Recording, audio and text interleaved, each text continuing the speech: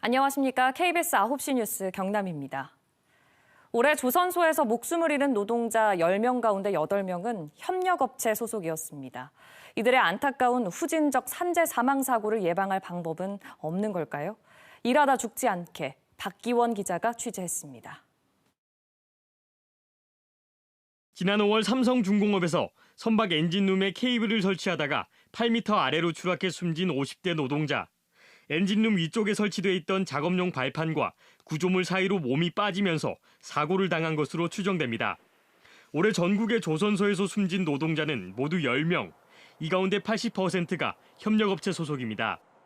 자회사의 하청도 있고 본공의 하청도 있고 현대중공업이 직접 고용한 물량팀이 있고 막 이게 아주 복잡해요. 그래서 이제 안전관리의 허점이 그대로 드러나는 곳이 그곳이죠. 2017년 삼성중공업 크레인 참사 때 숨진 노동자 6명, 옛 STX 조선해양 폭발 사고로 숨진 노동자 4명 모두 협력업체 직원이었습니다.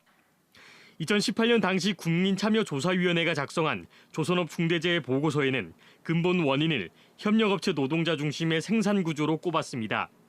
3년이 지났지만 생산구조가 바뀐 것은 없습니다. 지난 5월 기준 삼성중공업과 현대중공업, 대우조선해양 등 8대 조선사의 협력업체 노동자는 5만 800여 명, 원청보다 27% 정도 많습니다.